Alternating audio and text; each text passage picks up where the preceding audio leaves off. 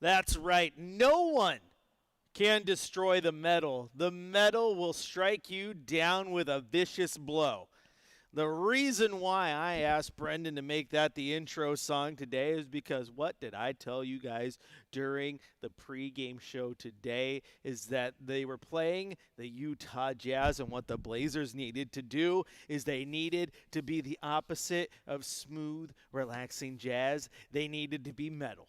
They needed to be metal, and I was thinking Metallica, thrash metal, where it's speed, speed, speed, hit you with 1,000 notes per second. You are headbanging, you're into it before you even know what hit you. The Blazers were the metal tonight.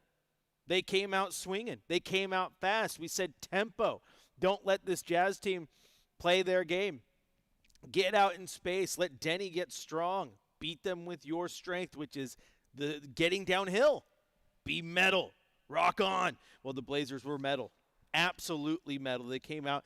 They outscored the Jazz 36-26 in the first quarter, 42-36 in the or 42-31 in the second. The 78 points they scored, the second highest scoring first quarter of the season, and then they ended up winning 137-117, tied for the biggest margin of victory this year. Welcome into the fifth quarter. Chris Burkhardt here with you. If you want to join the conversation, 503-248-0620 is that telephone number. You can also go to youtube.com, type in Rip City Radio, and join the chat there. And last but not least, you can also hit us up on the text line, 88528. And this was it was a heck of a game. I mean, an absolute heck of a game. I thought the Blazers played incredibly well, start to finish. They've been coming out very, very strong to start these games. And, I asked Tiago Splitter after the game. He didn't have much to say about it because he basically said, I kind of wish I knew the exact answer every day. I asked him, I said, a few weeks ago, you sat here and you said that these teams need to, or your team needs to find ways to start the games faster. To not take so long to find your groove, and then so you're not battling back constantly. We need to find ways to start faster. I feel like ever since he mentioned that, the team has started fast. It was incredible to watch them do it tonight. They've been so good. And Denny Avdia absolutely on a heater, especially after the way we talked about him in the pregame show. We talked about him in the pregame show because we'd had, some people talk about, oh, do you treat him while he's high? Like the value is high, not the other high. Oh, his value's at an all-time high. Trade him, get some assets. But no. Don't bring in assets. He's playing too good. Denny Avdia almost had another 30-point triple-double, and Denny Avdia only played 3 quarters tonight. Denny Avdia was absolutely stellar. The Blazers took care of business, did what they needed to do. And as you heard Chad say a second ago, these games, these teams who come in, like a Utah team that you should beat, you want the team to come out and take care of them, and that's exactly what they did tonight. Taking a look at the box score as we do, like I said, Blazers outscored the Jazz in the first 2 quarters. They had a 78-point first half, tied for the second most they've scored in a single half all season. Interestingly enough, the most they've scored in a single half all season was 79, also against this Utah Jazz team. They outscored Utah 36-26 in the third. In the fourth quarter, the Jazz got back into it, but they were playing a few of their, not their garbage guys, but it was their bench guys for the most part. Donovan Clingan did get a good run in the fourth, so did Tumani Kamara. We eventually got Young Hansen and Dwap Reith in the final few minutes, but there was no way that the Jazz were coming back. They did outscore the Blazers in the paint 52-48. They had more second chance points by a single point, 15-14. Fast break points were actually in favor of the Jazz, 21-19. But again, it wasn't about just getting out and beating them on the fast break. It was just playing with speed, and that's exactly what the Blazers did. Taking a look at the individual box scores, the Jazz were led by Lauri Markkanen, who had 22 points, 4 rebounds, and 4 assists, 8 points from Svi Mikhailiuk, 21 points, 12 rebounds, 5 assists from former Trailblazer Yusuf Nurkic, who did get quite the ovation when he was announced in the starting lineup, which is always cool to see. Keontae George had 15. Isaiah Collier had 10 points off the Utah bench, and Kyle Filipkowski added 13. On the Trailblazers side of things, again, we've talked a lot about the balance these guys can bring and the scoring that you need from everybody in the lineup. And we've had those nights where you get slow nights from Toumani Camara where he only scores 6 points. Heck, Shaedon Sharpe only scored 6 points against the Jazz.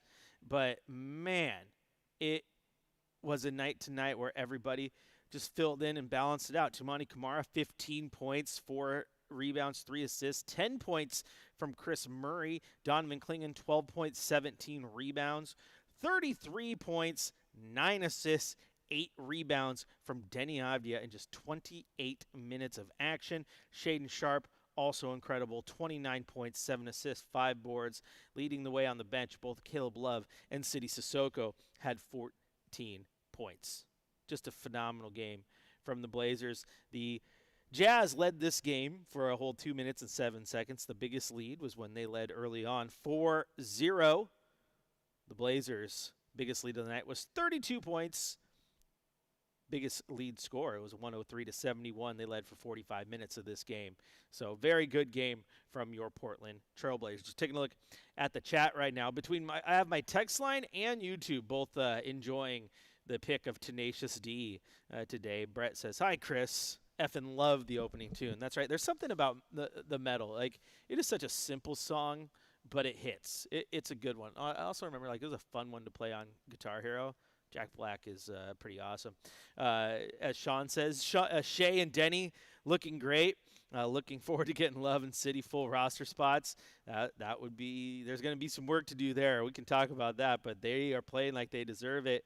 And, and Brett says, I missed the game while it was competitive, but a relief to see such a buffer. And, it was nice to get out there, get out that big lead. And, the game was only competitive for a short time there as Portland just got out and started handling their business. Deni Avdija, like we said, absolutely incredible, getting down to the rim. There was a couple times where Lauri Markkanen looked like he may have said a couple choice words just because he couldn't stop him. It's like, oh my, gee, here we go, a foul again. Like, Deni was doing his thing. Like I said, to do that, almost have a 30-point triple-double in 28 minutes of action, very, very impressive to see from Deni, and just all the way around. Everybody scoring, 7 players in double figures, all 6 starters in double figures, which is also good. Killing in the rebound game, and then the 3-point game against a Jazz team that doesn't defend the 3 incredibly well, which is what Tiago said. This team, the Blazers, come out. They hit 19 threes. They took 48 of them. They hit 39.6%, which is a good night for them. And you look through the guys who shot threes. Ryan Rupert was 0 for 2. Chris Murray was 0 for 4. Everyone else who took a 3 made them. Toumani Camara, 2 of 8. Donovan Clingan, 2 of 4. Shaedon Sharpe was 5 of 8. Deni was 4 of 10. Sidy Cissoko, 4 of 5. Caleb Love, 2 of 7. Donovan Clingan would have been 3 of 5 had his big toe not encroached over the line just barely on one that they ruled a 2. So just an all-around good balanced night from this team. Absolutely phenomenal. Like I said, it's not like you're getting out and telling the world that, yes, they beat the Utah Jazz and get ready for the parades. And, yeah, they're going to rattle off 10 straight and they're going to be a top team in the West. Like, we're not getting there. That's a little crazy. However, when you go and you play a game like this and you beat a game you should beat and you play your tails off and you dominate, which we haven't seen a lot of dominating games. This Blazer team has played a lot of close games and lost a lot of close games. It's very nice to see them just take care of the ball and just play good basketball. We said they need to take care of the ball because over the last few nights, the turnover game has hurt them. They did end up with 13 turnovers today, which is still less than their average. And quite frankly, a lot of them happened there late where the Jazz were trying to make their comeback. I felt the Blazers just got a little lazy with the ball in the fourth quarter. I said 13 total turnovers. 5 of them in the fourth quarter, 3 of them from Donovan Clingan, where you could tell where he was just starting to get just a little gassed. Deni Avdija started to get a little tired late, too. I mean, he played the entire first half with no turnovers. No turnovers in the first half. And then in the third quarter, he had two of them back to back. So, he got a little tired there. I understand he was going full speed the whole time. So it was probably real nice for him to get that fourth quarter break, especially with two games coming up against Houston, which is going to be a pretty tough team. And as Brett chimes in, he says Rupert gets cut. You got to keep Rip City, and that's going to be the question moving forward with this roster when it comes to building it the way they want to, and what Joe Cronin is going to do, because you have a full roster. You're going to have to create some roster spots, and you don't have that room right now. You may have to look at cutting Ryan Rupert or Dwap Reith, but Ryan Rupert has actually been decent as of late, so you got to give him credit for that. Or maybe there's a trade down the line where maybe you're not cutting that guy. Maybe it's trading Dwap for a second-round pick because you have the assets to do so. Or there's a bigger trade in line that is a lopsided one where you send a Jeremy Grant and Dwap out and bring one guy in. Like, I don't know what the answer is. There's options. But if you're going to want to get City Sissoko and Caleb Love inked up, you're going to have to move some roster pieces around, which is a very, very big question that Joe Cronin is going to have to answer, because a lot of these games, the way they've been playing, City Sissoko has been absolutely clutch, and Caleb Love has been incredible as of late. They've both played their way into earning those roster spots. I don't see that changing anytime soon. You got to tip your hat to them, because that's what you love to see. You love to see guys taking that opportunity and playing their tails off. Also liked Young Hansen getting in. He played 2 minutes and 14 seconds. He had 4 points. It's good efficiency, my friend. Good efficiency. A couple of our chatters says Klink Kong is hitting from deep. Coaching staff called that early. And lo and behold, boom. I just love that he's starting to play as huge as he is. And, like Coach said, I'm not necessarily calling plays for him to hit threes. I'm okay with him taking a few of them, though. And when he's hitting them, it is pretty nice. It was funny because I think at one point he hit a three and then Nurk went back and hit a three. I'm like, what a time to be alive in the modern NBA where centers have 3-point competitions in the middle of the games. Like, anything you can do, I can do better. And it just kind of throws you off a little bit. Makes me laugh. All right, this is the fifth quarter. I'm your host, Chris Burkhardt. Again, if you want to join the conversation, 503-248-0620 is your telephone number. You can also hit us up on the text line, 88528. And, of course, you can grab your phone, 503-248-0620 is the telephone number. We're going to take a quick break, and when we come back, we're going to continue to talk about this game. Still got our drive of the night, shot of the night, coach's corner, and a game ball to hand out as well. All here on your home of the Blazers, River City Radio, 620.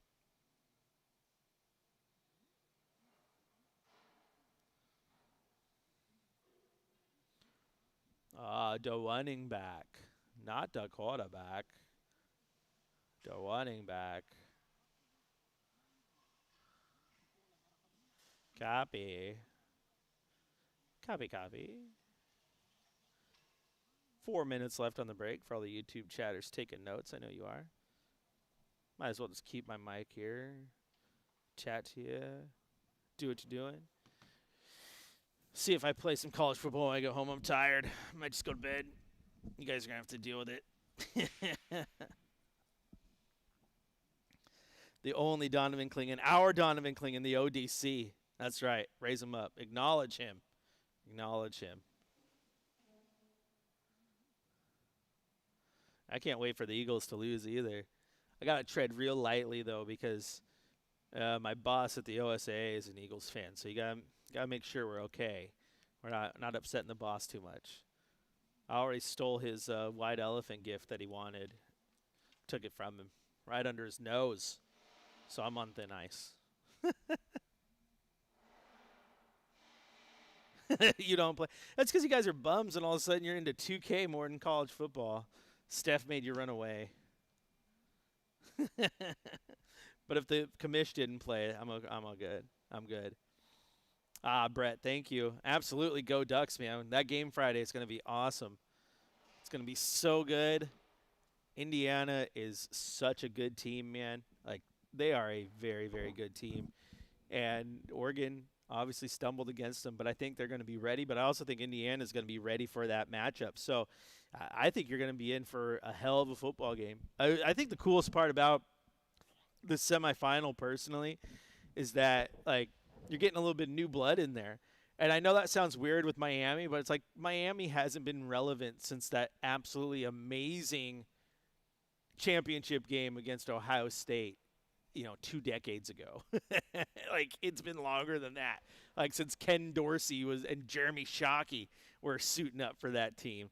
So to have them back there is great. Having Ole Miss in the conversation, like, you're so used over the years. It's like, who's repping the SEC? Well, odds are it's Bama or Georgia with the off year when, like, LSU or Auburn sneaks in. So having Ole Miss there is great. Indiana is at this point is playing with house money. Like, what they've done under Kurt Cignetti is incredible. And then you got Oregon too. It's pretty awesome. Best time of year for sports. It's not right now. The best time of year for sports is October. Because when you have postseason baseball, the start of the NBA season, the NFL, college football, just like all going on at once. It's beautiful. It's a beautiful thing. Of course, this is pretty cool too, because then you get basketball, you get the hockey fans get taken care of, then you get playoff and NFL, and you're getting college football playoff right now. Yeah, it's this is a good time of year. That's for sure. But that Duck Indiana game is going to be phenomenal. Oregon by 10, huh? That'd be nice. Except you got to have Oregon by 11 at least. Oregon by 11. I know who scores 11. I get it, but you need the 10 plus 1, so it cancels out the 10-point loss. Yeah, if you're a baseball fan, I'm taking it you're not. I am. I love baseball. That's my passion sport. But I love all sports. It's funny because growing up, I played like 2 years of basketball. I'm 5 foot 7.5. 5'8" when I tell everyone. Make me feel taller. Basketball wasn't in my future. I played football and baseball though, and then I got hired at NBC and started covering the Blazers, and it's my favorite sport to cover. I wouldn't want to cover another league. NBA is awesome. Baseball's great though. Go Sox. Oh, yes, you do, Timmy. That's unquestionable. Yeah, these ones go to 11. Good reference. Never gets old. Why don't you just make 10 a little bit louder? Because these ones go to 11. Stonehenge. Spinal Tap's so good. Harry Shearer. Mwah.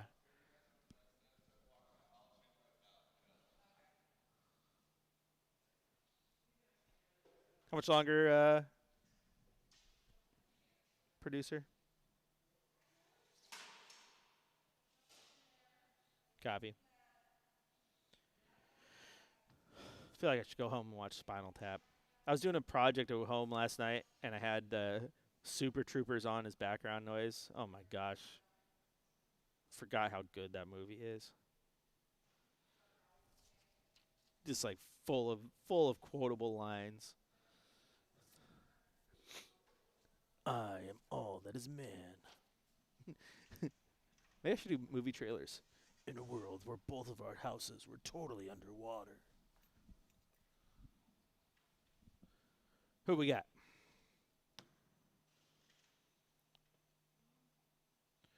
Did you text me? I don't see the text.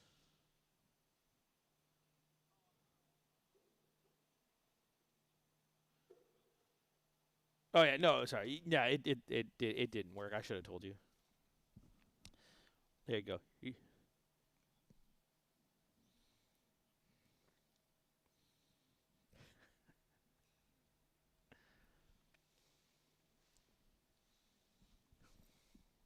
For the fifth quarter drive of the night on your home of the Portland Trailblazers, 620 Rip City Radio.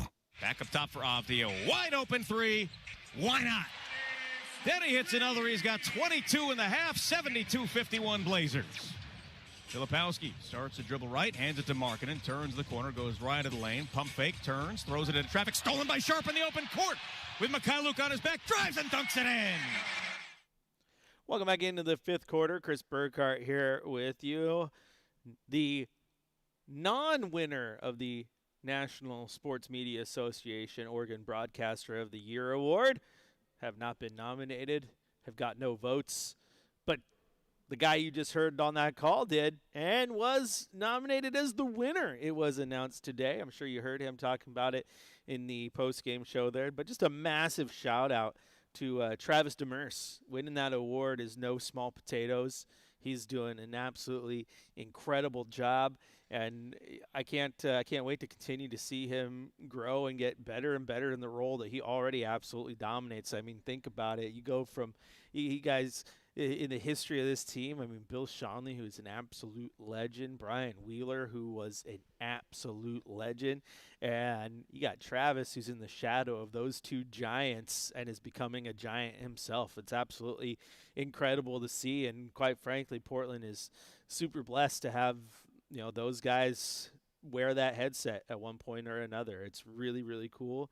And Travis is a really good friend of mine, and I know that award meant a lot to him. So massive shout out to your radio voice of the Trailblazers, Travis Demers, 2025 Oregon Broadcaster of the Year, Sports Broadcaster of the Year from the National Sports Media Association. Pretty damn cool award, if I do say so myself. Now, back to this game. I love the YouTube chat. We were talking about Spinal Tap during the break there, because if this game were Spinal Tap, I think the Blazers turned it up to 11, which is another good reference because Spinal Tap was a rock band. Metal is a form of rock. We started the show with the metal because the Blazers needed to be metal today. They needed to be metal. And they were absolutely metal. They were thrash metal. They were 180 beats per minute, and they were just absolutely bringing it. They drowned out the jazz. I will bring up the musical references as a band geek the most that I can. I like that smooth jazz. I played in jazz band too, but the metal was awesome. No one can destroy the metal. Jack Black said it. The metal will strike you down with a vicious blow. I don't know what the vicious blow today was. I don't know if it was the near triple-double from Denny Avdia or the season-high 5 alley-oops that the Blazers had tonight, which is also good to see. I mean, the team was just rocking. Everything was clicking. They were moving the way they needed to move, and I absolutely loved it. So shout out to the Trailblazers for working hard tonight. They absolutely killed it. If you want to join the conversation, 503-248-0620 is the telephone number. I forgot the phone number for a second. You can also go to youtube.com, type in Rip City Radio, or hit us up on the text line 88528. And I'm texting Brendan right here. We're doing inline producing, so there we go. But, just a solid game. And what I like about this game, too, is it's absolutely incredible that you get a little bit of a break for Denny Avdia. He only played the 3 quarters, didn't play in the 4th, which is good. You had the lead. They didn't mount the comeback. And then you get a little bit of break for him. Some of the starters sit out a little bit. You look at Tumani Kamara played 35 minutes. Donovan Clingan played 33. But Denny and Shaden both played less than 30. That's huge. And you got the Houston Rockets coming to town, which is a very good team. Obviously, the Kevin Durant's of the world on that team. I believe Şengün might be out, so that's a big blow. But still, a very good team. You got to face them twice, need to be ready to go. So shout out to the Blazers for getting the job done today, because the win is important, but also I think the way in which it happened. And I'm not talking about necessarily the blowout. I'm talking about being able to sit some of your guys towards the end and really get ready for Houston coming up on Wednesday. All right, let's head out to the line where Brendan says, I thought I mentioned it. You did mention it. It's don't my bad me. Wasn't your bad. Sometimes these old man ears just don't listen, my friend. But let's head out to Drew in Portland, who's been waiting patiently. Drew, welcome into the 5th quarter. Hey, man. So I got to tell you my story of the game tonight. It's a very special day. It's first Blazer game of the year at home. For me anyway, to attend. And so at halftime, a Blazers employee approaches us and says, would you like to sit courtside? And we said, yes, we would, actually. And so we were upgraded from our normal club seats to the 2nd row right at court. Nice. randomly, and we got to.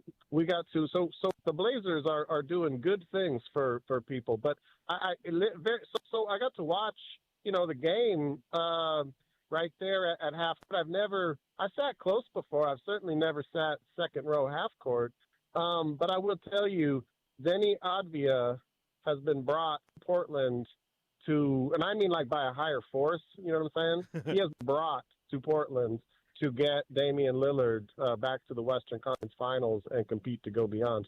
Because there's something very special happening with the team, and I just kind of feel they play Denny and Sharp and Klingon, all these games, and quite frankly, they're clicking and playing really well together and getting great production from these two-way players. And when they get the veterans back, I think it's going to be a really, really, really exciting second half of the year. But it was just awesome. If anyone has ever had an opportunity to, sit in first four rows near the center of something of an NBA game, you should absolutely go do it. It really was extraordinary to be that close and to see those players up close like that. I mean, it's really something. And I will tell you, bad day on that Utah bench in the third quarter. Wow. you can't tell how bad that is. But I made an Instagram reel of it. And, Chris, I want to tag you in the Instagram reel. So what is your Instagram so I can tag you? My Instagram is Chris J. Burkhardt.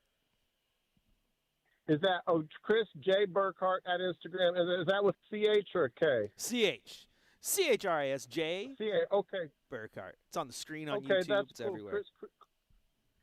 Okay, very cool. Chris J. Burkhardt. I'm gonna tag you. Look for the tag on Instagram, brother. I will, Drew, man. I appreciate it, and thanks for the call as always. And you're absolutely right, man. If you can never get up to those seats, it's pretty incredible the views you get. I've told this story before, but one of my favorite memories, and I am not. Excuse me. It's not lost on me how fortunate I am to do this job. And for the last, 13 years now with this credential, I can go sit wherever I want. And I can, I used to try to find the open seats and go down on courtside towards the end of the game. Because I always go on the court and do the post-game videos with Sean Highkin and all that. I think I was sitting about fourth row behind the basket when Dame hit that OKC bye-bye shot, the bad shot. I was sitting next to Kerry Agers, and I looked at him, and the Blazers, they get that rebound. I'm like, Dame's going to hit a three for a 50-piece in the game. You just watch, and then he did. Incredible. I've also mentioned that I ran on the court because my job at the time was doing social with NBC and to film. So I go to film the entire thing and realize that if you go to YouTube, watch the shot, and you see the national broadcast footage, I'm literally like in front of Damian Lillard the whole time. But the video doesn't exist because my dumb head messed up and was just so caught up in the moment that I didn't hit record. Like, I am right there. I'm like so psyched. I'm like, oh my gosh, my boss is going to be so psyched. This was like one of the best moments in Blazers history. And I'm right here following Dame doing his victory lap. It's going to be the best video you've ever seen. Well, the video doesn't exist, Burkhardt, because you got to hit the record button or the video won't record. Lessons were learned that day. Lessons were learned. But that's not my story. My story that I'm telling is my fan experience. First time sitting that close was in high school. We had bought tickets to come down. A little snow and ice storm hit, and they were running like on the ticker on the news stations. There was like a shuttle to the game that was canceled because of the weather. I think a lot of people saw that on the news stations and just saw the tail end where it said Blazer game canceled, but the game was not canceled. So we showed up. I had tickets in the 200 level, and there was maybe, I'm not even joking, maybe 2,000 people in this building. It was empty, but they get to the first time out. And Todd Bosma gets down on the mic and says, "Hey, everybody, thanks for braving the weather to come in. No, a lot of people couldn't make it, and we just want to say thank you for showing up. So right now, before we get back to the action, come on down, everyone. Get as close as you can." And people from the 300 level came down. We get up out of our seats. We got down. I was sitting about 5 rows back, right behind the visiting bench basket there. And I remember Ha Sung Jin was on the team at the time, and it cracked me up because he didn't know a lot of English, but he did know how to yell at the ref that it was a 3-second violation. So he just kept yelling 3 second, 3 second over and over again. But it was so cool because with so few people, you could just hear every conversation, every call, and it was incredible. And even in a packed arena where you were at, Drew, like you could still hear those players, hear the banter, and really get into it. And so yeah, if you can ever get that chance, it's pretty cool. However, I also like the 300 level. Like I like being like center court up high where you can just watch the plays break down. I also think that's fun. So there's every spot has their pros and cons. So, but no, if you can get that close, it's pretty amazing. It's pretty amazing.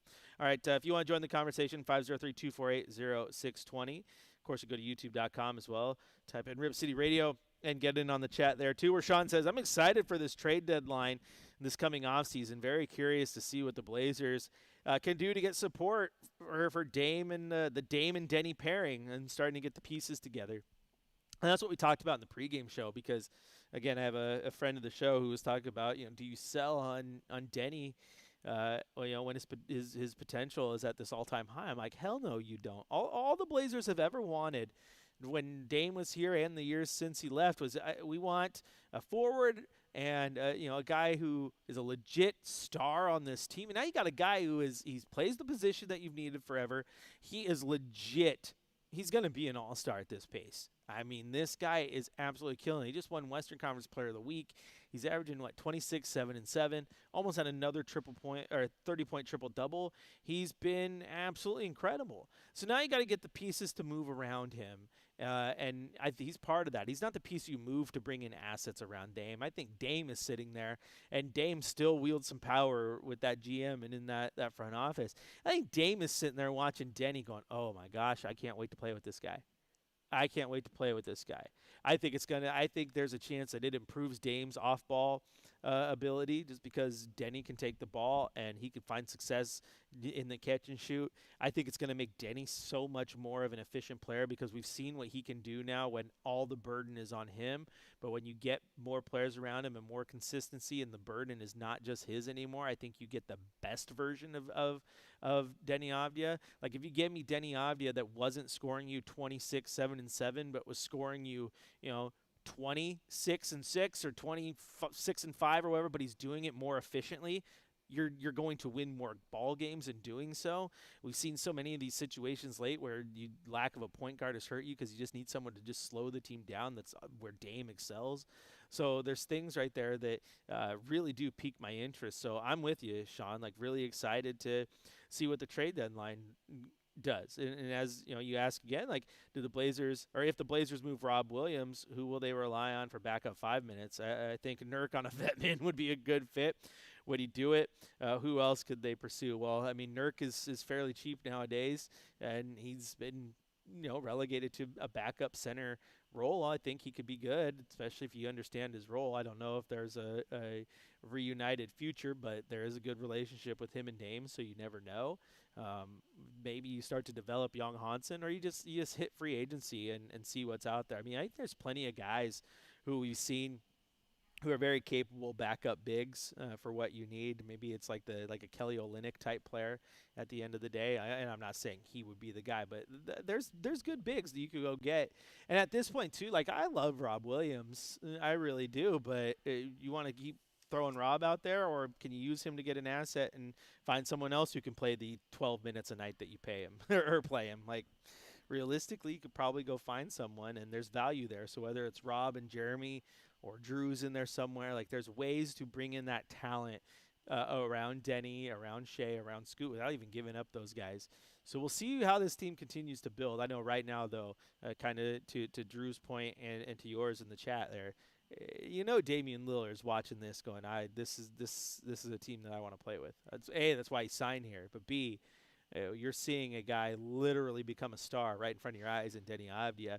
And yes, he's had some inconsistencies, but you're also seeing some absolute great play out of Shaedon Sharpe recently.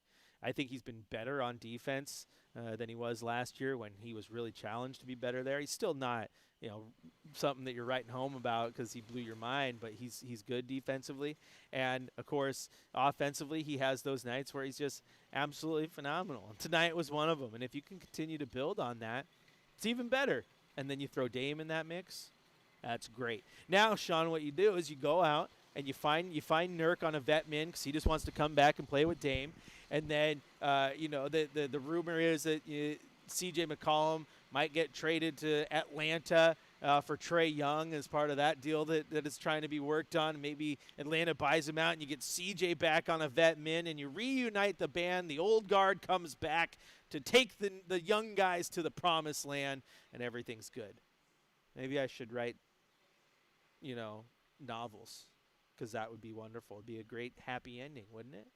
Wouldn't it? Do you bring? I don't need you to play. You don't need playtime in there. Maybe you could bring Mo Harkless and Al-Farouq Aminu back as consultants. Bring Evan Turner back as like a radio voice or something, because he'd be absolutely phenomenal. If you could put Evan Turner in the mix every once in a while with Travis, it would be like radio gold. Radio gold. You heard him on the TV broadcast. But the whole point is like there's options here that I really like. But at the end of the day, this team is starting to show you some things. And yes, I know it's only a 3-game win streak. I know they're still below 500. But all things considered, my friends, they're still firmly entrenched in that play-in mix, which is exactly where we thought they would be healthy. They are not healthy, and they're still in that mix. And that, to me, is a good sign. I think that's a very, very good thing. Now, you get Dame, you get Drew, you get Tease, you get Blake Wesley, who was very good defensively. You get the whole lot back. Jeremy comes back. Whether it's trades or whatnot, like you start to build something. There was rumors that the Blazers are interested in Kuminga. I know there's some people high on him, some people low, but he's also a very big guy. Looks like he was built in a lab. Some people say he's not that good, but maybe he just needs a change of scenery. I don't know. A lot of people thought Nurkic was a whiner and needed a change of scenery, and he did pretty good when he got here. Still unfortunate that leg injury happened, because I think that derailed him a little bit. But you never know, man. I would welcome CJ back on a vet min to be a backup shooting guard all day long. We're actually talking about today, I think you forget how pampered you were having CJ, because he ran the offense just as efficiently as Damian Lillard did. So when you had the rotations where you sub Dame out and just move CJ to point guard, you didn't lose a lot. Now, granted, your roster wasn't built properly around that, and maybe your two best players being undersized guards is a little rough, but you sure did have a plethora of riches when it came to guys who knew how to run that pick-and-roll offense that Terry Stotts was rolling out there. I liked CJ. I liked CJ a lot. All right, this is the fifth quarter. I'm your host, Chris Burkhardt. We're going to take a quick break here. When we come back, we're going to hit you with our Coach's Corner and hand out a game ball before we get out of here. But, of course, before we head to break, it is time for our shot of the night. Live from the Coors Light Studios, Coors Light, mountain cold refreshment. Choose chill. Time for the fifth quarter shot of the night on your home of the Portland Trailblazers, 620 Rip City Radio. Love with the rebound after the bubble. Blazers with their largest lead of 20. Avdia attacks, drives, lays it in over the front of the cup. Are you kidding me? Every night he does something new, and that was spectacular. 16-4 Blazers run. All right, well, we're in a commercial break. Sean asks, is Tumani going to be on the all-defensive team this year? I feel with the Blazers D not as good as we wanted. He doesn't seem to get as much credit this year. And I think that's a good point. And I don't understand, quite frankly, why he has been kind of hated on a little bit. He does a lot defensively. And you watch how he moves, and he is absolutely everywhere. And he is asked to do a lot. He's asked to do a lot, and it takes a lot out of him.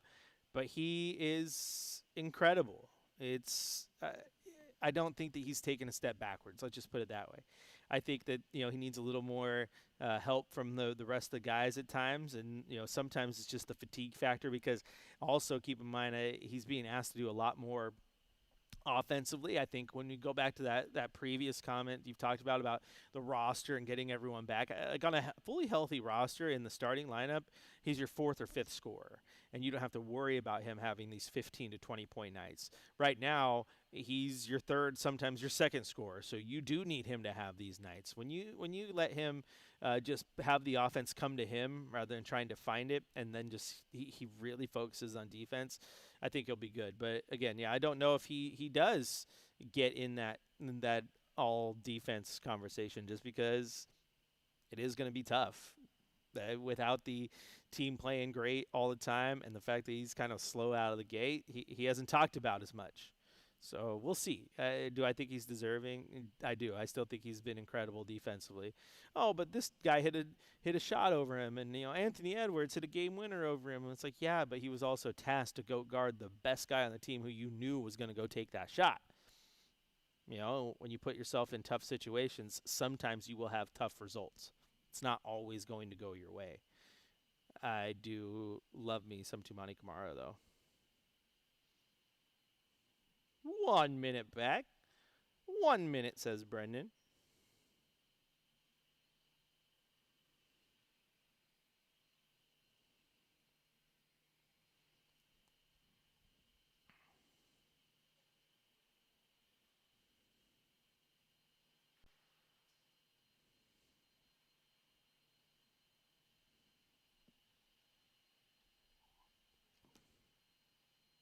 So hopefully that makes sense.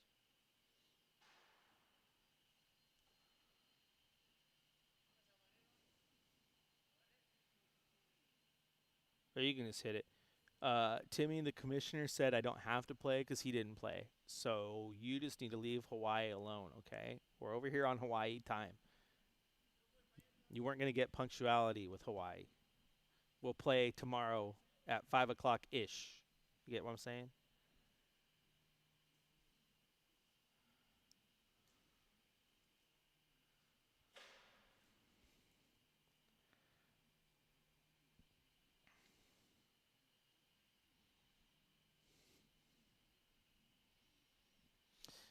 Welcome back into the fifth quarter. Chris Burkhardt here with you. It's funny, a question on the YouTube chat. Sean asks, who would be more valuable to the Blazers, C.J. McCollum or Matisse Thybulle? And the funny part about that is it's like a 50-50. Take the flip of the coin. The defense that Thybulle brings, absolutely impactful. However, what does this team need now more than anything? Someone they can rely upon to shoot the basketball. C.J. knows how to do that. There's value in both of them. That's a good question. I don't know if I can answer it. All right, you heard the intro, though. It's time for the Coach's Corner. Let's head down to the press room, hear what Coach Tiago Splitter had to say following this win over the Jazz. Not a whole lot not to like about that one. Yeah, I mean, I think we followed the game plan. We knew they had a lot of shooters, so we had to work those screens and get over, and I think we did a good job with that defensively, and then DC and Rod protecting the rim. Offensively, Utah is one of the teams that give the most threes. Right, so we shot 48 and made 19, so that helps when you make shots. We kind of like took what they gave and just tried to be smart there. You guys have played, I think, more close games, or as many close games, just about any team in the league. Was it nice to actually get a win this time where you could not relax, but at least you felt comfortable going into the fourth quarter? Yeah, for sure. We don't have too many of those. Felt good to finish the game with a certain cushion there, but still, worried about them coming back in a minute and putting a run there. So, but I think our guys did a good job finishing the game there. I was going to ask the same question, but is there any way you enjoy? Like, do you have a moment to be able to enjoy after so much sweating out so many games this year? It's got to be a different vibe. That's right now when I go to the locker room and I have a beer. That's it. That's when I enjoy. No, in the game you're trying to see, the clock time, timeout situation, players, minutes restrictions, who can play, who cannot, what can we do to create offense. So those are the things that you're thinking of there. So that same idea, how nice was it to give Denny the whole fourth quarter to rest on the bench? Yeah, important. He's the guy that, playing the most minutes for us by far, and having him off there was good for him, and you know, kind of like a 4-quarter off. It's not bad. Did you let him know after the third quarter that you were planning on trying to sit him the rest of the way? Not really. You had 9 different guys record an assist. Just talk about the way you guys shared the ball and how the ball was moving around. Yeah, I mean, we know how they play, how they defensively. They bring the bigs up, and then bring the low man under the rim. So we knew that we got to be patient with the ball and swing, and drive it again, kick it out, shoot the ball. So against them, you got to be patient because you can't take the first shot, right? And I think that we did a good job passing the ball and especially shooting. You got to be able to shoot against these guys. What do you think about the way that Shade has been playing as of late? It really seems like he's turned a bit of a corner. Yeah, I felt like last game he wasn't himself, and today he was very aggressive on both ends. I'm impressed how his defense was today. He was fighting, rebounding, pushing the ball, fighting teammates, having assists. So great game by Shea today. You mentioned it a few weeks ago about how you need to start games quicker, and ever since you said that, the team has started games off much better. What has kind of changed to lead the way you guys start games? I wish I knew every time, but I just try to tell them, guys, we need sense of urgency from the beginning. Sometimes that's not enough just to say it, but at least I'm trying to bring that spark on them. You guys obviously won 5 of 6, and you have a whole bunch of home games coming up here. Do you 1 minute. You want me to hit game ball? Got some momentum building towards turnaround? What was sluggish start there for a bit? Yeah, you just can't relax, right? You can't just feel good about yourself. You just gotta stay humble and take game by game because this league is too strong. You relax a little bit and you can lose 3 in a row. That simple. So yes, I want to be positive. Yes, I want to touch what we're doing well, but also keep teaching them, bringing on film section what we can do better and improve. What's your beer? I have one. No, what's your brand? Good answer, Coach. I ruined it to the locker room. Thanks. Did anybody hear what he said? No? Anybody? No? No? Okay. I didn't hear any beer brand names being shouted out by Coach there. Yeah, nobody cut the mic, and sponsorship, no product placement in this post-game show.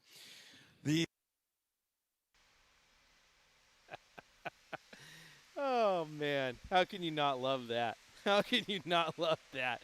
I was going to say the same thing, but the clip kept going and played the what Travis and Chad had to say there. And it was funny because I think that was a smart marketing play by Tiago Splitter. If I don't name a brand, I leave this open, but I need the world to know that I like IPAs, which is also the perfect Portland answer. It's always story time with Chris. I covered the MLS Cup when the Timbers played the Columbus Crew.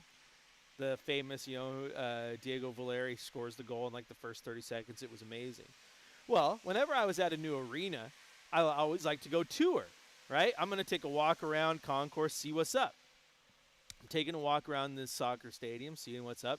All the all the Timbers fans are at one kiosk. They're at one place for food. And I was like, that's weird. Are they trying to separate the fans so the Timbers fans can only go to that one? So I asked someone, I'm like, what's up? How come Timbers fans aren't at any other the food carts? They're only at this one. And the guy told me, it's because this is the only one in the stadium that sells IPAs. And I just laughed because that was the most Portland answer possible. Timmy says I drink White Claws. I don't. I remember the White Claws craze. There's no laws with claws. It was just flavored water. They weren't even that good. Glad that phase fizzled out. I like IPAs, and the fun part about the IPAs is my wife is not an IPA drinker, so when I buy the IPAs, I basically get into myself. Just got into ciders though. Ciders are real good. I feel like ciders used to be real bad, and they've hit their stride. They're phenomenal. All right, enough story time, enough cider talk. It's time to hand out a game ball. Who is the MVP tonight for the Trailblazers? It's time for Game Balls on Fifth Quarter, live from the Coors Light Studios. Coors Light, choose chill. This one's easy. How can you not give it to Denny Avdia? Near 30-point triple-double in just 3 quarters of action, 33 points, 9 assists, 8 rebounds. He was phenomenal, especially after the talk we had about him in the pregame show. File this under, you love to see it, because you absolutely love to see it. Denny has been so good, so good. All right, let's take a look before we get out of here. A couple scores around the league, just because some of them might be important to your Trailblazers. Final scores all the way around. The Pistons beat the Knicks 121-90. The Celtics beat the Bulls 115-101. The Raptors beat the Hawks 118-100. The Rockets get a last-second game winner and beat the Suns 100-97. That is your next opponent. In the shocker of all shockers, the Charlotte Hornets take down the Oklahoma City Thunder 124-97. Brandon Miller had 28 points and 6 boards. The Nuggets beat the 76ers 125-124. And in a game that either way kind of helps the Blazers or hurts the Blazers, depending on how you want to look at it, the Clippers grab a 103-102 victory over the Warriors. So that is a good one there because the Warriors are ahead of the Blazers in the standings right now, but now just a 2-game cushion between the 8th place Warriors and 9th place Trailblazers. The flip side of that is the win for the Clippers means they continue to gain ground. There's a 3-game cushion between the Blazers and the Clippers, who are currently on the outside looking in 11th place, just outside the play-in. All right, that's going to do it for the 5th quarter tonight. Once again, your Blazers go to town, take care of business, beat the Utah Jazz 137-117. That 20-point margin matches the team's largest margin of victory this season. They will be back at it on Wednesday against the Houston Rockets, the first of 2 straight games against the Houston Rockets. They'll play the Rockets on Wednesday and Friday and then wrap up this homestand with the Knicks on Sunday, and then a game that now looms extra large considering how the standings are. They'll hit the road on January 13th to take on the Golden State Warriors. And remember, Friday, January 9th, that game is the annual celebration of Asian American Pacific Islander heritage, which is one of my favorite games, being an Islander and my family being from Hawaii, where Timmy tries to be honoring and says, I heard Hawaii doesn't like Dole pineapple. What are you talking about? They have the Dole pineapple plantation, baby. You grow them pineapples. You gotta go to Hawaii and get the pineapple juice right out the pineapple. You get a coconut, the coconut water right out the pineapple. Chef's kiss, man. So good. All right, once again, though, Blazers will be back in action on Wednesday. Tip-off against the Rockets at 7 p.m., which means I will have Blazers game day for you starting at 5. Once again, final score, your Portland Trailblazers 137, Utah Jazz 117. Rip City, I'll talk to you on the next one.